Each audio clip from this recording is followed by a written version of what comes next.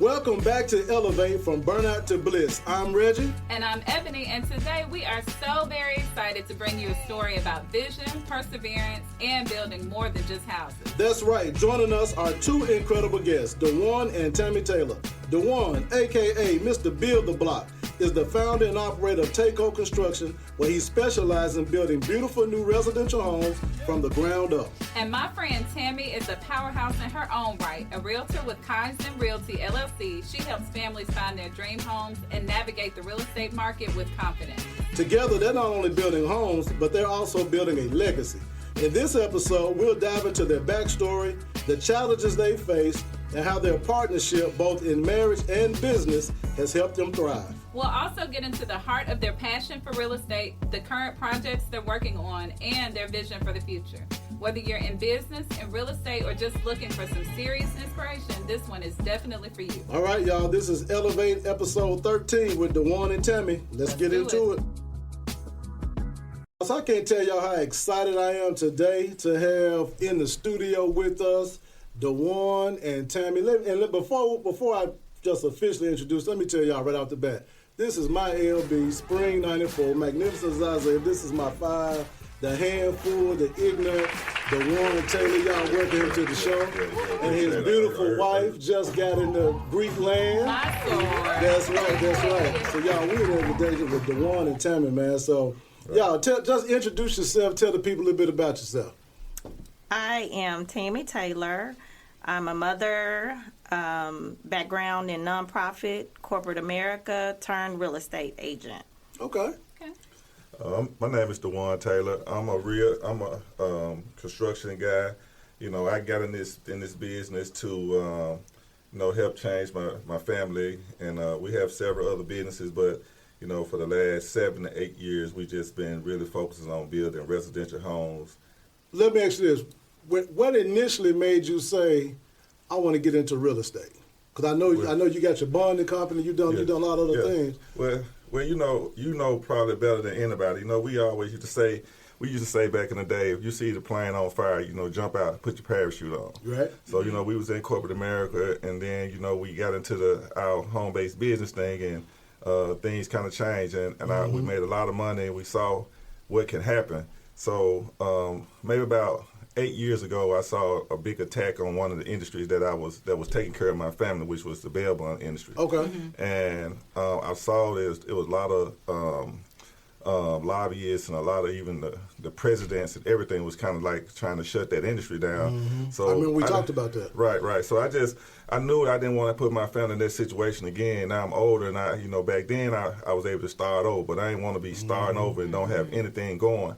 So I saw the plane on fire. I saw some higher up people really attacking the industry, and I looked around and I thought about what can I do. So I was already buying real estate. I was already kind of comfortable with that game, and just talking to you and Eb, and y'all was talking about investing and creating retirement and all that. I was trying to subsidize that for on the back end. Gotcha. And I just started, and we ended up selling the property. Okay. And the person that got the biggest check that day was the seller. So I said I wanted to put myself on that side of the closing table as much as possible at the time. So it was at the beginning, it was strictly about just solely trying to figure out how to make my family some money and take care of them and create generational wealth.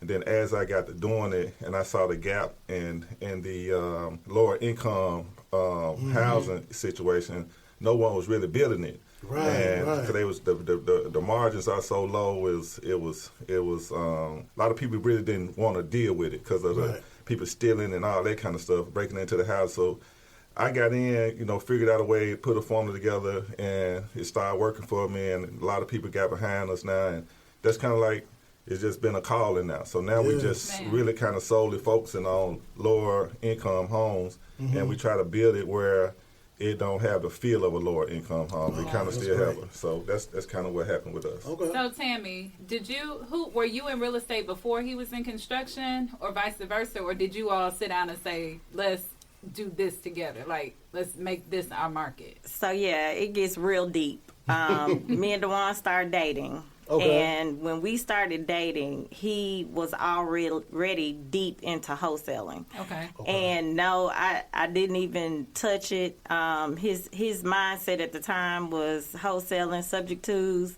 and he was acquiring those properties, and he was moving into them, and he was going to rehab them while he lived in them. So let me stop you for just a second for our listeners who may not know. Can you explain what wholesaling is?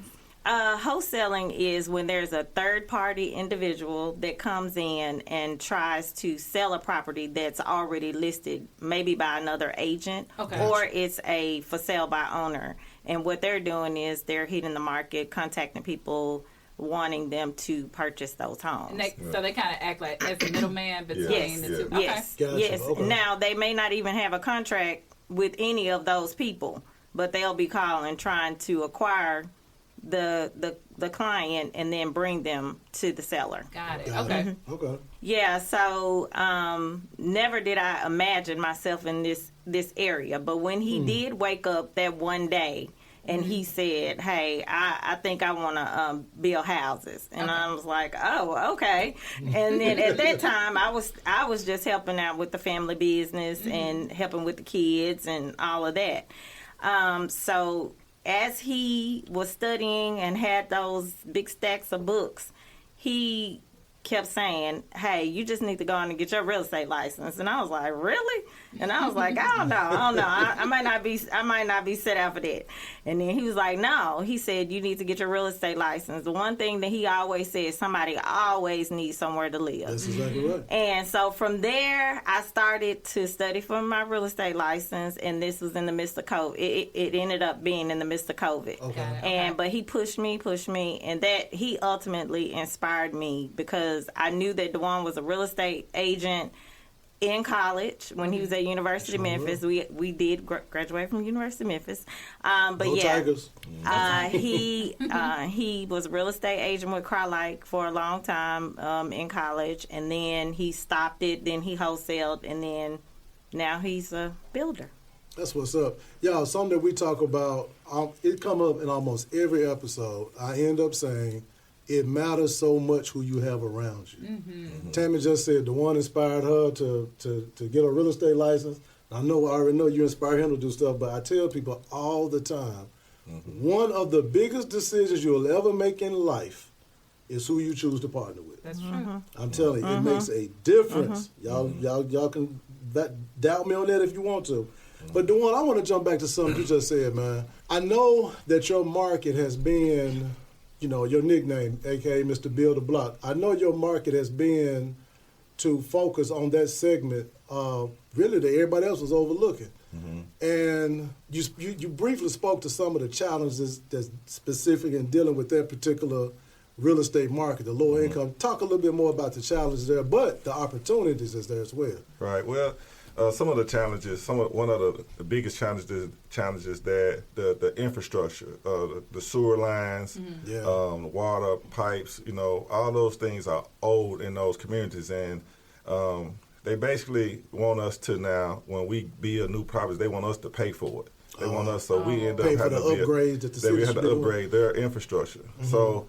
And the cost of that sometimes, especially the sewer lines, when you got to cut the street, shut the street down to bring the sewer to the property, it costs a lot of money, and it's just not enough margin in it, and we're trying to keep the price at the point where it's still affordable housing, where we can actually get some people who are rent houses to have their own home and start creating their own wealth. But we was running into that a lot, and what I have noticed that the city has been relieving us a little bit of some of those costs. They ain't been hitting us as hard. It's still more than we should pay, but we're seeing progress. So that was one. Our other thing is just the theft. So it's always going to be a few bad apples that's going to come and try to steal. So of course we have to put cameras and alarms and board up, and kind of throw off the look of the house when you have to build a nice house and then have to have plywood all around the house. So it kind of make it still look like you don't believe in what you're doing, but it's just securing it. Because some people, they'll come and do $6,000 worth of damages for something they can get for $50. You almost be like, man, I just give you the 50, just don't break in. Right. So what I try to do is I try to meet the neighbors, I try to meet the community, and I try to become one of them. So I walk the streets, hang out with them, talk, and they kind of see that I'm not the bad guy. So I'm right there in the trenches with them. They see that we just trying to make it better for them in the future. Go ahead. You gonna tell a funny story? Yeah, I'm gonna tell a funny story. So DuJuan and Tammy built a house for us, and he had sod actually laid, right? Like not in a pile, like actually laid. The sod already on the ground, y'all. Already on the ground, and came back, and the sod was gone. Somebody stole the laid sod. Yeah. But because the one that formed a relationship with the people across the street, they snitched on the people that stole the sod. Yeah. And they didn't even have a pickup truck. They put it in the back of a sedan. Yeah. True story, y'all. True story. It was about 20 pieces of sod. Yeah. What you gonna do with that? Yeah. Man. That's it. Let me ask y'all a question. Has there been, so far in this journey, in this real estate journey, and I probably know your answer, but has there ever been a point where something came up, a challenge so tough, you thought about, like, man, we need to do something else? Well, I guess more ways than one. Okay. And I would have to keep the train on the track. But I guess for me, the biggest thing for me was in the beginning, just starting out, and you rely on your closest fear so much, and then you realize some of those people aren't your closest fear. Well, you feel like that, right. But that's one of the biggest challenges for me when they don't see your value or they don't trust you, and making them trust you and believe in you. And so you just, somebody said, because they don't see your value doesn't mean that you're not valuable. That's right. So, that's one of the things that was hard for me. And then, trying to get through that to help people, especially the ones that needed to be helped, and then didn't want to trust you and believe in you. But sometimes in the end, they full circle come back around. Man, we were just talking about that in the last episode. We did. Sometimes be the people that's closest to you that rock with you last. They need an outside person to validate you. They hear Tammy's name. Oh, Tammy Taylor. Oh, well, I know her better now. Oh, yeah. Now you ready to get on board because Joe Blow down the street. Now, Tammy, my realtor too. No, she's not. You ain't even called again. Right. But now you don't want to be left out because this other person that you value their opinion is now saying Tammy's the greatest. I don't know why it's like that, man. We already knew Tammy was the greatest. So how would y'all say y'all have had to support each other during what could have been a tough time, tough situation in the business? How have y'all had to do that? I probably had to support Tammy during the time when she got into business at a time where everything was thriving, where like people were, they was, you have a house for sale for $200,000, they'll come pay $230. They'd have it for $150. Somebody come and pay an extra $10 just to get the house. So because I did have some experience in real estate, I was telling her, I said, this is not the real world. It's not going to be like this forever. Right. And she just thought this just what it was, No, after he didn't believe it was going on like that because, he still has old real estate game in his head. So now he has to kind of get on board with the new real estate because what they did back in the day is not at all what goes on. So, but he's doing good catching on with it because when I came home that first day and I said, hey, these people got to pay $20,000 over appraisal value, and he like, what? That one. I knew that dog wasn't gonna hunt for long, right? But it hunted. And now, now it's back to the real world where we can actually negotiate. Okay. So where people ain't paying $20,000, $10,000 over because the interest rates went up so high and things like that. So of course, that slowed everything down. So people that was buying $300,000 house now can only afford a $250,000 house. That house don't look the same. Right. So they back off of that, and that note higher. So you get a smaller house, bigger note. So it kind of slowed down. So what we kind of like started reading, we realized that the market that we were in is the market that wasn't slowing down. Like people still buying the 175 to 200 $210,000 house. Gotcha. So it's still in a little pocket that it's affordable. Okay. So I was reading some guys that were doing some research, and they were saying like the people that living in those $500,000, $600,000, $700,000 houses gonna start abandoning their houses, come back towards the city, and start living in the 160, 170, the $200,000 houses. So when I saw that, that's when I went out and we started like buying up a lot of land in the inner city. Yeah. So that when we just get in the way of what the movement finna go. And then Reggie and I laughed about it, me and Tammy laughed when I was driving. She thought I was crazy at first. And I was saying, look at them bike lines. Right, Every time I right. see that bike lane, I was like, man, that is something coming when they put that bike line out there. So we do that, and it's been happening. So, of course, we building up South Memphis now, and we, as a unit, us four, we've been building. And my biggest thing that we all say is we want to be there when South Memphis turns into Nashville. That's right. So, and it's coming. So we just, saying we got to bet on us and believe, and that's pretty much it. So that's the thing is it just keeping each other kind of focused, and like she had to deal with the interest rate boom. Then I had to deal with, I was ready to go ahead and jump to Mississippi and start building big houses in Mississippi too. Right. Interest rates, I got a Mississippi license, but the interest rate saying it's Hold not tight. time yet. Gotcha. Just hold tight. Okay. Stay where you at, and I'm always building the affordable realm, and even when I launched the Mississippi side. Mississippi, And then one other thing that encourages me too, that he says, like when I first got into real estate and he was building houses, and then his projects may go a little slower than mine was. What he would always say is, you can sell a house faster than I can build one. So that just pushes us along the way. Like I'm pushing one part of the engine and he pushing the other part. It's So. a great 1-2 punch. Great 1-2. But here's another thing, y'all. I want y'all to remember. Okay. I tell her, I'm your number one client. You getting the listings from me. I should be treated royalty. Yeah, that's right. I don't get that treatment. You don't get that treatment. So I need help, Ebony. I need help, Reggie. I'm giving her 20 to 25 to 30 listings a year. I need to be treated likewise. That's right. There we go. Yes, when we get them 25. We get that. Yeah. Now, so let me tell y'all what, man. Look, there's so many nuggets and pieces of wisdom DuJuan and Tammy have already dropped in this first segment. We're going to hit some of those when we come back. Y'all stay with us through the break. Remember, it's time to elevate. Today's episode is sponsored by P3 Financial Group, where we enrich the lives of our clients by helping them plan, protect, and prosper. Call P3 for all your tax and financial planning needs at 901-209-4015. That's 901-209-4015.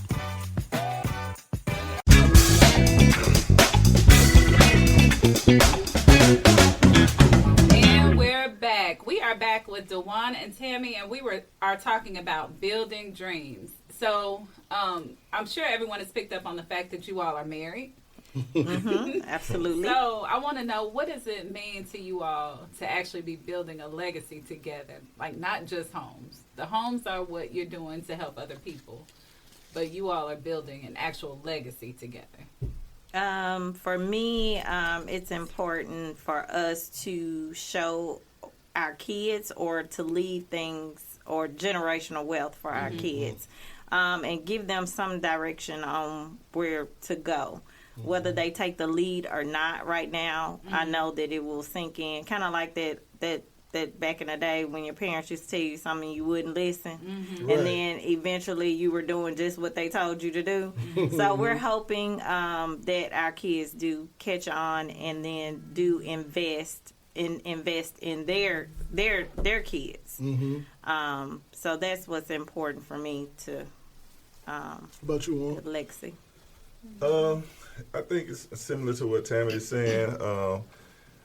It's for me. I always wanted to, kind of have create like a lifestyle where, back in the day I used to spend a lot of time with my grandparents, and my mom, they used to watch Dallas and Knots Landing and all that. You know what I'm saying?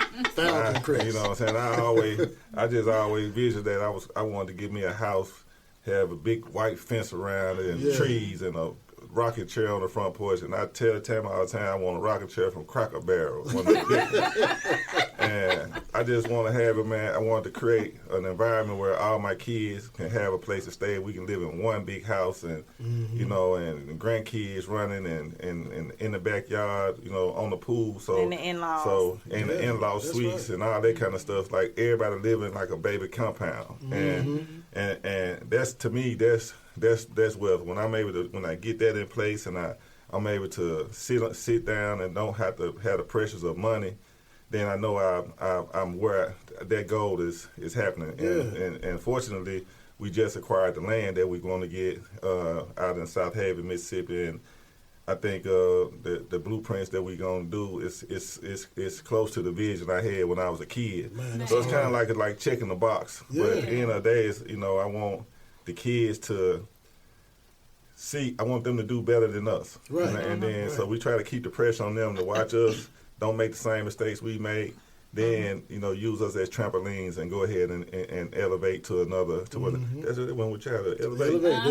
Elevate them. Yeah, there you go. Yeah, so elevate their lives. So that's it, man. Just being able to stop chasing money and stop doing stuff. So now it's fun doing this real estate that we're doing, because we can be 70, 80 years old and walk out to a site and point our finger and put a for sale sign in the yard, or tell somebody to go get up on the roof, because I'm not getting on roofs now. So that's pretty much it, man. And Tammy, y'all's anniversary coming up. Yeah. Get that rocking chair from Cracker Barrel. Get the rocking chair. Get the rocking chair this year. Rocking chair, man. I've been hinting 20 years. I've been hinting about this rocking chair. I ain't got it yet, and I ain't buying it myself. You're not gonna buy it yourself.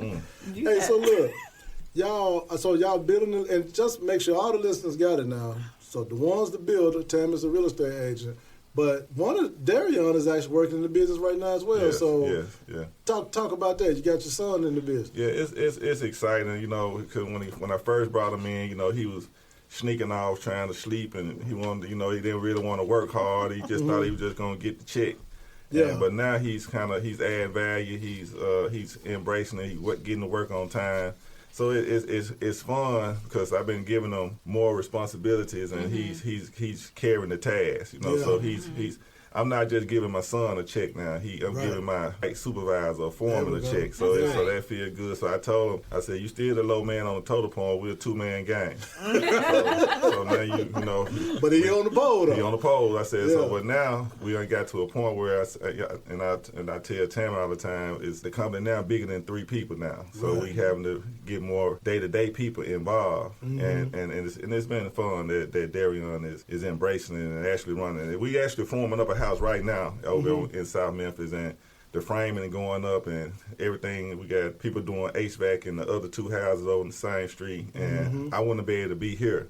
Right. You know, doing so even while y'all doing this recording, he doing that now. There, yes, sir. And I couldn't, it wasn't no way in the world I would have left. You gotta have some eyes on the ground. Yeah, we'd have had to do this podcast on either.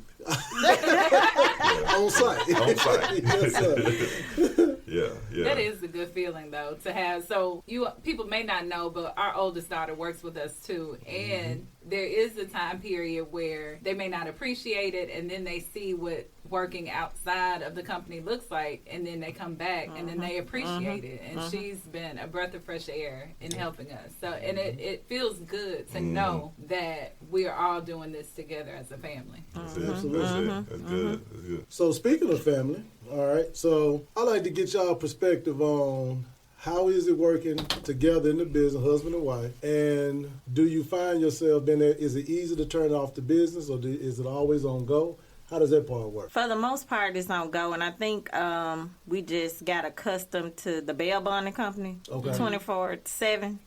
And I think, and then Mr. Taylor, a workaholic. Right. So I think we just been accustomed to being on go, never closed, never off. We were always working. Right. And but for me, I think COVID got me to the point where I now know how to turn it off. He didn't quite catch on to that. A little bit he did. Yeah. But DuJuan got to be sick to slow down. Yes, exactly. Or traveling. You do travel. And he's still at work. And him and Reggie worked when we was traveling. I mean, Me too. so it's kind of hard to turn it off for us, but we try to wind down. Yeah, but here's the thing. Reggie, we was saying we was 22 years old. We trying to condense this 30, 40 years of working into 10 to 15. That's right. Now we done ran over the clock on, we passed the deadline. Right. So but we still shooting at this time. I'm still shooting at. I don't want to be 60. Right. At 60, I want to be going to a cigar lounge, or I want to be just walking up to a site, or I just wanted to have Darion come to the backyard and sit on the rocking chair next to me and give me an update. Just give you an update, right. And that's it. Yeah. You know what I'm saying? That's all I want. You know what I mean? So we got enough rental properties to be able to survive off of and make a living, to be able to pay the bills. And now it's just now it's just fun. Yeah. Now it's like, how many of these lots can we build? How many of these? How much of a difference we can make? Right. Because like financially, we know where we not rich, but in Memphis, Tennessee, we got enough rental income coming in that we don't have to go to work. Right. And we can still be comfortable. So now the game is, and I think we talked about a little while ago, Denson, we tell you rich when your money outrunning your bills. That's you right. know what I'm saying? And we didn't really understand what he was saying then, but we all right now. There you know go. what I'm saying? And just for the record, I want to be like you, man, because I know you came and told me about 2 weeks ago that you want to do a baseball field for a school, man. So that's good money when you can just want to decide you want to do a baseball field for somebody. So we try to get like Big Red. So, all right, that's it. No, man, we just trying to give back. But now, y'all, DuJuan just dropped another nugget on y'all, and that is the definition of rich/wealthy is really not a number per se. It's having the cash flow coming in from another source that's outweighing your expenses. And once you hit that, the numbers really don't matter that much. Right. You know what I'm saying? As long as you got more money coming in from somewhere where you don't have to go work for it, and there's more than what your expenses are, you have won the game. Then at that point, it's just a matter of how high you want to get that income side up. So that's great, man. Absolutely great. So I have a question. From one couple that works together to another couple that works together. How do you all manage, or what's the deciding factor when you all just don't agree on what business move to make next? I'm sure they agree all the time, 100%. So Tammy want to go right, DuJuan want to go left. Tammy want to go up, DuJuan want to go down. What happens? Well, we'll go back and forth. We'll go back and forth. We'll propose different options, different things. We'll sometimes go away, get away, break away from each other, and then we'll come back and bring it to each other. But I think because I trust my husband, and that's important, that I do follow his lead, because I know that he has the business sense, and he has everything, more knowledge than me on a lot of things, because he's just a jack of all trades. And I know that he'll call Reggie, and then they'll figure it out. And then once that proposal comes to me, then we kind of we'll get on the same page. We won't leave until we Get on the same page. Get on the same page. Yeah. That's pretty much how it happens. She's a real strong-minded person, and I'm a real strong-minded person. I always tell her, I said, man, if our plane gonna crash, let me crash. You know what I'm saying? I can live with that. I can live with that crash, but I can't live with it if you crash. So let me bet on me. You know what I'm saying? Bet on green, and we gonna because I'm like I said, I'm gonna call you. I got a couple other people I call, but I'm gonna call you and I'm gonna ask those questions. And so she learned to trust, and I do hear it. So, and over the years, I've learned to pay attention to her when she's saying it. So she do kind of move the needle. She moves the needle to where her opinions is, they do it's get to the in. It's factored in. Yeah, because not always did my ideas make it to the table. Yeah, it started making. And it was growth. It took me. It was like just stand down and just live good. And I had some good ideas. Her ideas good. I'm hearing them, and we implement them. So there you go. so. It's funny because, like I say, I'm stubborn, she's stubborn, but she do go ahead and concede sometime, most of the time, when it comes to business. she'll concede. So I get more wins when it comes to business. Okay. I don't get that many wins When it comes to outside personal business. life. yeah. So, That's all right. personal trait, You in my realm now. yeah. So that's how I go. Yeah. I got you. That's all right. So I got another question for you guys. So what misconceptions do people have about either new construction or real estate that y'all would like to clear up? Like what's out there people be thinking is this way, but no, really you got it all wrong. The biggest thing for me is when people come to you and they want the first time buyer program. Okay. And they just think that, oh, this is this big glorified program that's going to give them this huge opportunity. Okay. Most times, a first-time buyer program, you have to be in a certain income bracket, and your credit score qualifications come into play. Mm-hmm. But that also is money that they're giving to you that you possibly have to pay back. Oh. So it just depends. So you have to be open-minded when you approach the first-time buyer program. You can't just say, oh, this is something they're going to give me. They're going to give me tens of thousands of dollars to get in a new home because I'm a first-time buyer.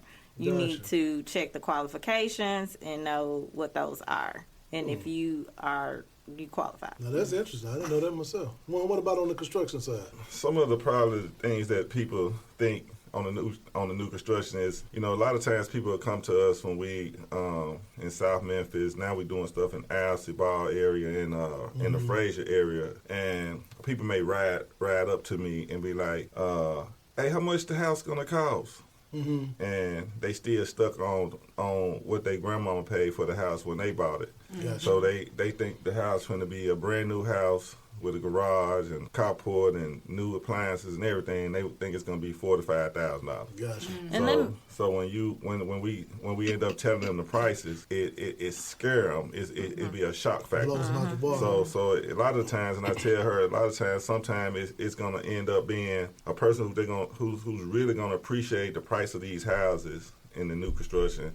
A lot of times it end up being, in the beginning, being out of town, people who move in town, who saw their previous city grow and saw what happened in the urban communities. Gotcha. So they'll go ahead and want to get in there first, and so they there when it explodes. So a lot of time, our people want to wait till they explode and then jump on, and it's too late then. Right. So, we just try to educate them and let them know, just pay attention around you and just understand that everything is going up. It ain't nothing the same because potato chips was 25 cents back then. It's $1 now. So that's it. And I want to just clear that up, though, on the first-time buyer program. Now, that is not a bad thing. If you do qualify for down payment assistance, or that involves the first-time buyer program, and you need that. That's okay. Because some people need the down payment assistance, and if you got to pay it back, then that's just what you have to do to take advantage of that opportunity. So that's okay. Not to say that it's a bad thing that that money is, you have to pay it back, but just take advantage of the opportunity that you need. Gotcha. Well, y'all, hey, as I said before, we're getting a lot of good gems today. I hope y'all are locking in with DuJuan and Tammy.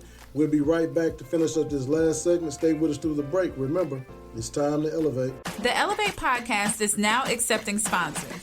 That means you can get your brand heard by a growing community of go-getters, creatives, and purpose-driven listeners right here on the show. Whether it's a product shout-out, an ad spot, or a custom collaboration, we've got options for you. Want in? Hit us up at elevatenowtraining.com. Let's elevate together.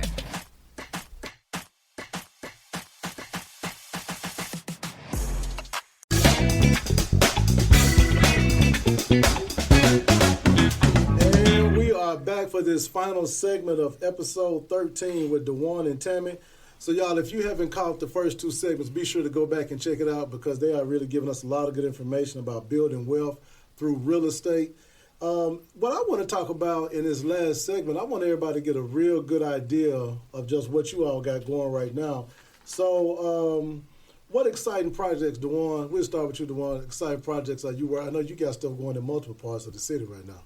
Yeah, right now I'm partnered up with three large community development organizations. Okay. One of the bigger ones that's really been helping us, and we've been helping them. The Works. Miss Rashawn over there, they doing big things all over the city. They have a 30-unit subdivision that we're doing over in South Memphis. Nice. And she believed in our company, and she gave us the opportunity to build. We actually getting ready to start on the first 9 starting next week. Wow. So it's going to be over off Orleans and LaFleur Place. Okay. And there's gonna be some real nice cutting edge. It has a little walking trail around the retention pond in the backyard of it, so you can come and exercise and all that. So it's gonna be something different. That's gonna be nice. It's gonna be some nice architectural stuff going on. So we did several other houses for them, and she kind of introduced us to some other organizations. So we have one going up now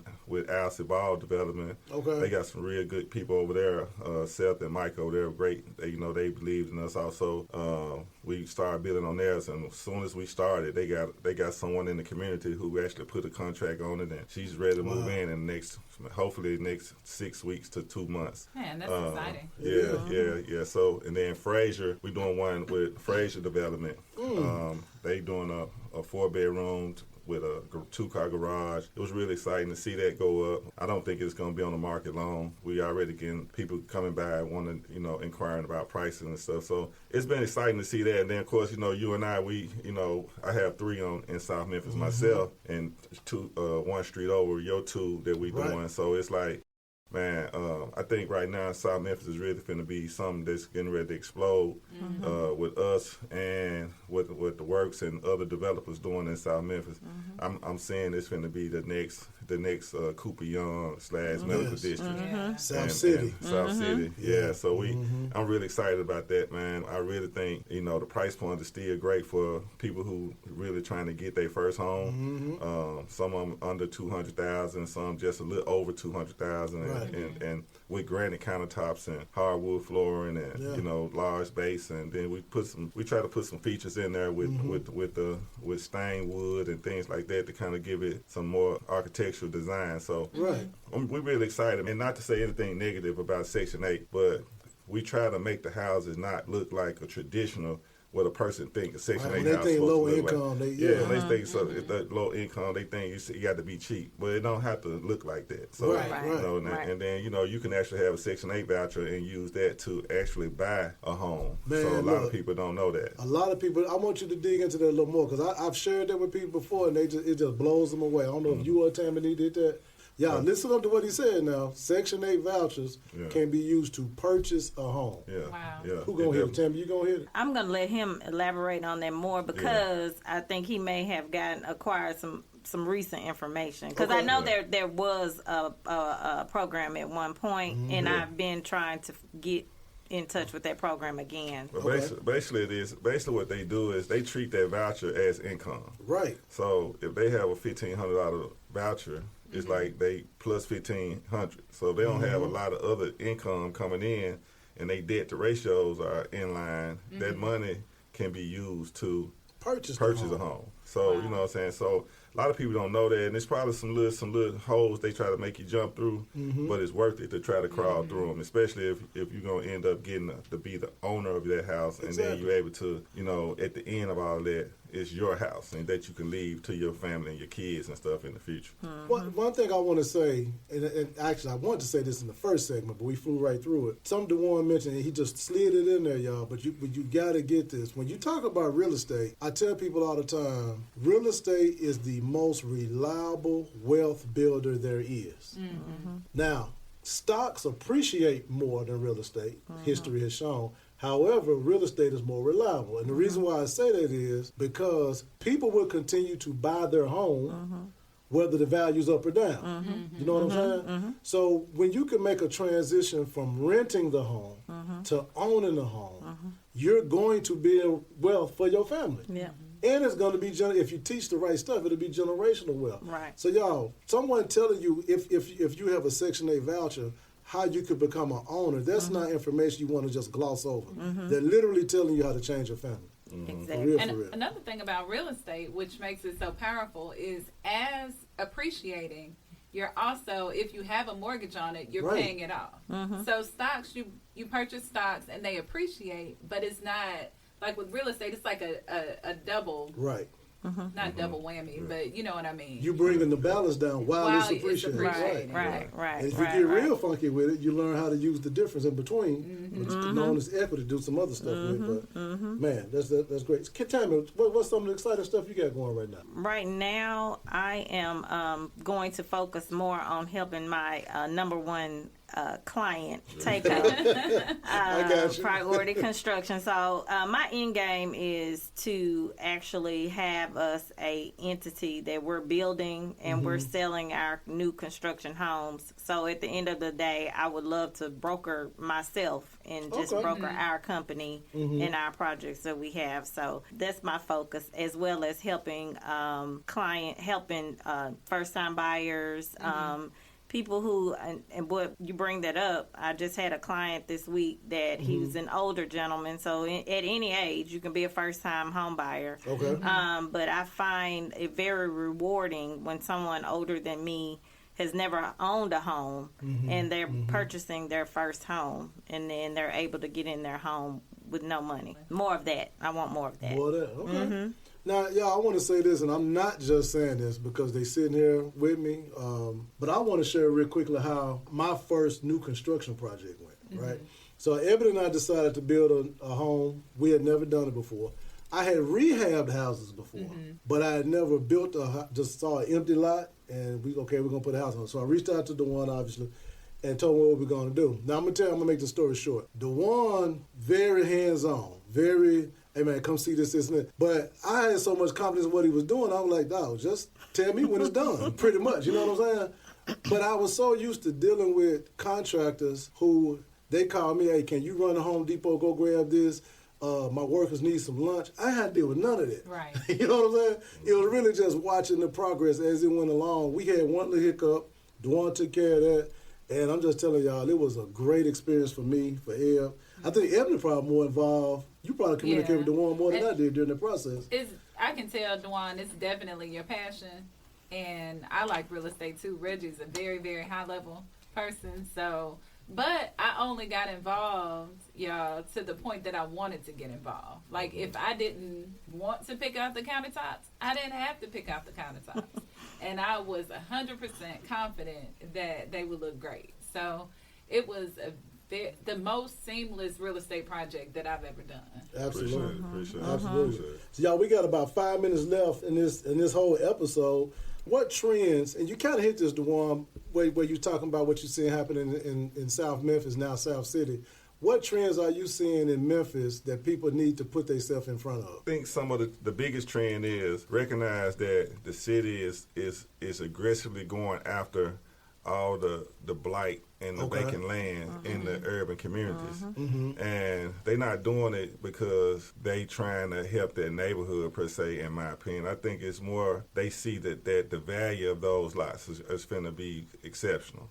And I think if you have land, if your grandparents, your parents left some land to you, or you got a house sitting on it that need to be torn down, tear it down, keep the grass cut, because that land is going to be worth something shortly. So, I think it's not worth anything because it got an old slab or something on it, but, you just have to watch what's going on, and if you're not going to do anything with it, sell it, make some money. Don't just let the city come and take it from you. So that's the biggest thing, man. That land, you can't make no more land. But right now, you got nonprofits, you got small developers, you got large developers that are coming into the urban communities and starting to build. And I think some of the higher powers in the city are setting up for a big developer to come in and do a big sweep of land and just develop our communities. And but they're going to sell it for a much higher price than what we were going to sell it for. So if you want to control what's going on, then keep it where the smaller to mid-sized companies building, because we don't have to have such a large profit margin to be able to survive. The big company got to charge you $300,000-$400,000 for that. So I think everybody who got land, they just need to control it. They need to make sure they go to the tax assessor, see if they behind on taxes, because you might owe stuff that you don't know, and interest is occurring on you every day. So catch everything up, then make a decision. You either gonna keep it and sell it later, keep it, build something on it, or or just sell it now. Just get rid of it, but don't lose it. That's why I just hate to see it. Yeah. Because most of the time it's people who look like us, who lives in those lands. So it's kind of tough, because all the land on the land bank, it was a family that owned it one day. That's heavy. That's heavy. Yeah. So let me ask y'all this: what's next for the Taylors, professionally and personally? I know y'all keep something big in the oven. But what's next? We're gonna sit down with you guys and we're gonna talk about what we talked about on our vacation. We're gonna figure out how to build this senior community. Exactly. So that's the what's next. So and that's been we've been getting prepared for that. We're dealing with the works and that subdivision and South Memphis. I've gotten a chance to see what doing clearing the land and actually putting a whole subdivision of sewer lines and piping and plumbing and all that stuff in, and underground electric and all that, seeing all that go on is not foreign anymore. So now once we go in, we the whole team, all of us, not green. So now I'm able to be like, it don't look like that. You know what I'm saying? So it don't supposed to cost that. You know what I mean? So I think we ready. Probably the top 2026. I think is something we should be really pushing, and that'll be the one that get them grandkids on point for their next. And we're also wanting to open up the construction entity in Mississippi, in DeSoto County. So looking for land out there. We want to do some subdivisions out there. Nice. Because that's the biggest trend in DeSoto County is new construction, because it gives you that leverage. The builders give you incentives to buy homes, and so people are more prone to buy new construction because it's a bigger advantage. Absolutely. Okay. Man, so to be clear, Tammy can already sell homes in Mississippi, and DuJuan, you can build them now. Yeah, you can build them now out in Mississippi as well. So I can build anywhere in Tennessee, anywhere in Mississippi. So. My target market right now has been Memphis, but we can deliver where we need to deliver. Gotcha. So I trust them. Like, I like real estate just in general. I always have. I'm very ticky about certain things, and I can tell you, when we did the walkthrough for the property that they built for us, I didn't see any corners cut. Right. Like, if the wall wasn't smooth, for some reason, because it happens, there was a piece of blue tape for DuJuan to tell his people to go back and fix it. So just the level of the quality was just outstanding. The attention to detail, absolutely. So y'all, we definitely want to be sure that people know how to find you. How can the listeners connect with you, Tammy? What's the best way for them to connect with you? Directly. To my cell phone, 901-292-4873, or you can email me at tammytaylor.sales@gmail.com. Okay. What about you, Warren? The best way to catch me is just call her. Just call her. Let's keep her phone ringing. She'll get in touch with me. I ain't that important.